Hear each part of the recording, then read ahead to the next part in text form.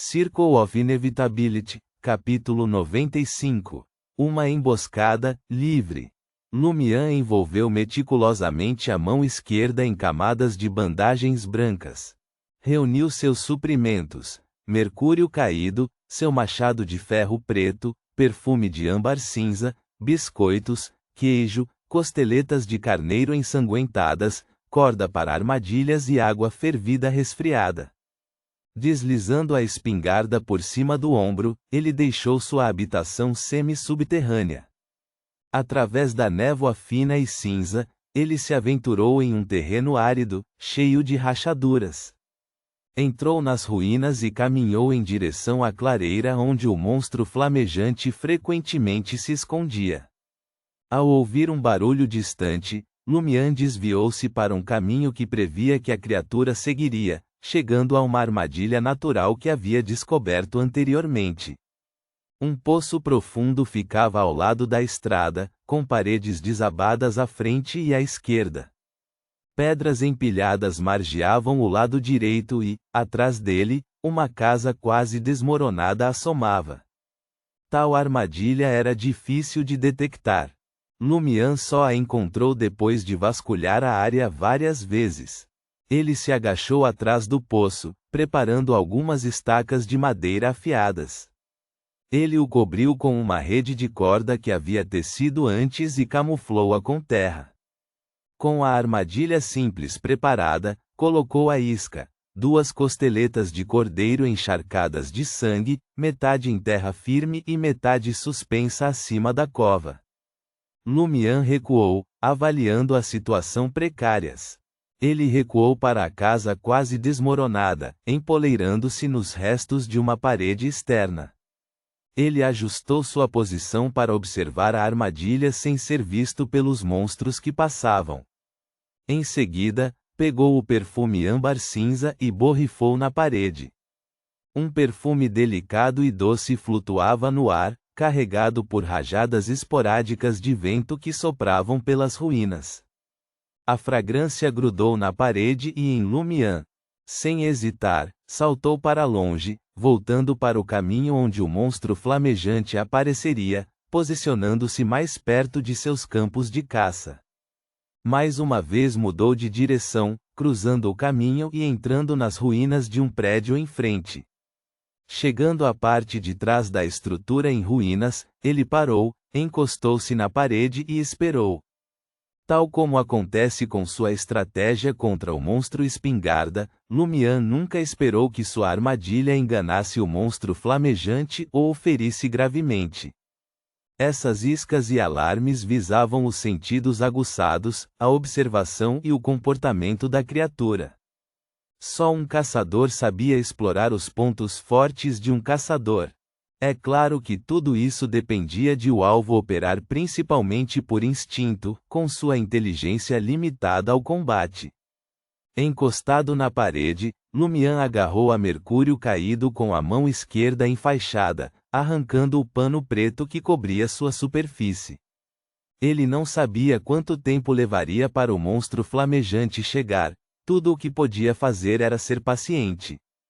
Paciência era seu ponto forte, um resquício de seus dias de vagabundo. O tempo passou lentamente. Sem ser visto por Lumian, um monstro carbonizado e tingido de chamas entrou no caminho.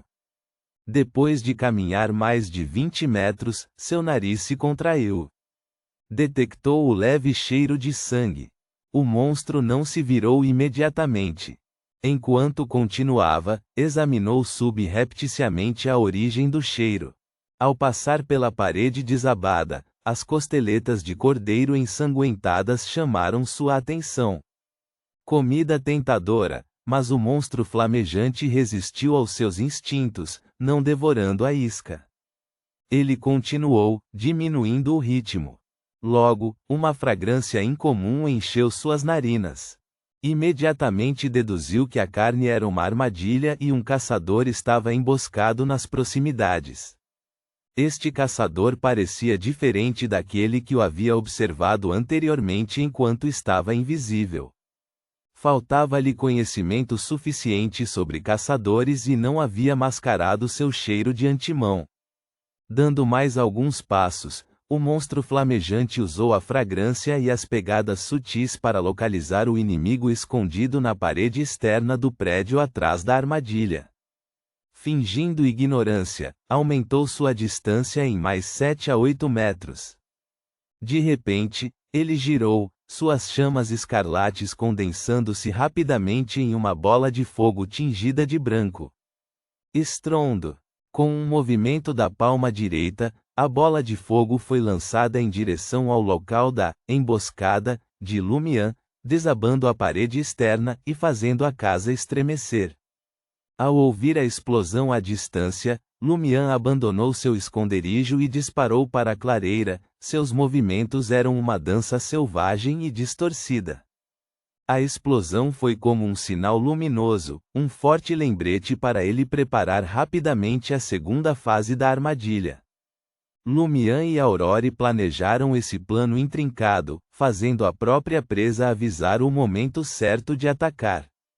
No meio de sua dança hipnotizante, Lumian detectou as formas nebulosas do monstro com orifício bucal grande, do monstro espingarda e do monstro sem pele.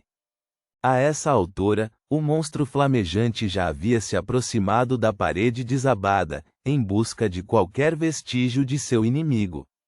Lumian dançou por mais 10 a 20 segundos, seus movimentos tornaram-se mais intensos. Ele sacou a adaga de prata ritualística com a mão direita, fazendo uma pequena incisão no pulso esquerdo. Uma única gota de sangue emergiu, solidificando-se em uma pequena esfera. Lumian deu um passo à frente, girou e pegou a gota de sangue, mirando-a no monstro de boca grande. Ele pronunciou a palavra no antigo Hermes, sua voz quase um sussurro. Naquele momento, o monstro flamejante descobriu as leves pegadas que Lumian havia deixado para trás. Sentindo um cheiro sutil, começou a rastreá-lo. Vociferando rapidamente sua ordem, Lumian observou o monstro com o orifício bucal grande engolir a gota de sangue da ponta da adaga de prata e entrar em seu corpo. Uma onda de loucura, sede de sangue, intenção cruel e fome voraz tomou conta dele. Lumian lutou contra o desconforto, enfaixando apressadamente seu ferimento insignificante com uma faixa branca que trouxera.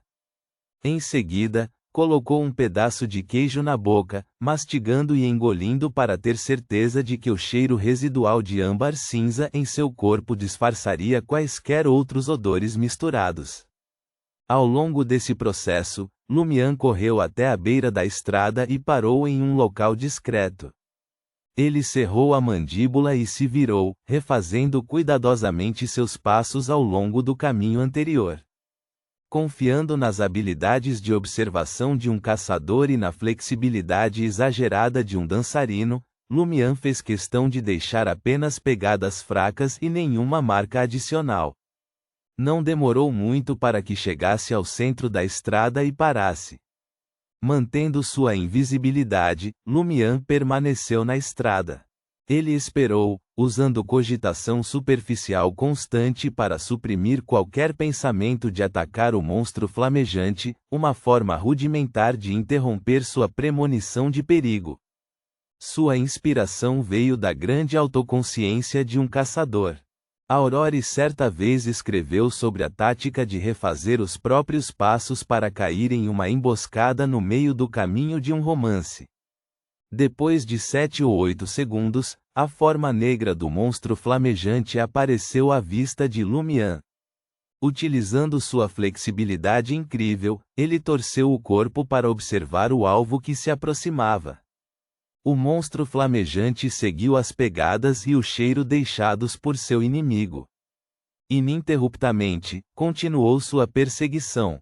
De volta à estrada principal, ele cheirou o ar, sem se surpreender ao detectar uma fragrância suave. Instintivamente abaixou a cabeça e encontrou pegadas imperceptíveis. Mas não encontrou nenhum vestígio de armadilhas nas proximidades. Sem hesitar, o monstro flamejante rastreou as pegadas até o outro lado da estrada. O rosto carbonizado e os globos oculares deslocados pareciam maiores e mais nítidos à vista de Lumian. Prendendo a respiração, Lumian não interrompeu sua cogitação novamente, esforçando-se para esvaziar sua mente. 5 metros, 3 metros, 1 metro. Ele atacou o alvo, erguendo a Mercúrio caído na mão esquerda para um golpe rápido. Ele não esperou diminuir ainda mais a distância, temendo que isso acionasse o senso de perigo da presa e provocasse manobras evasivas. O monstro flamejante de repente sentiu uma sensação avassaladora de perigo. Sem pensar, saltou para o lado. Simultaneamente, sua visão capturou a figura de Lumian, atacando com uma adaga preta em sua mão esquerda enfaixada.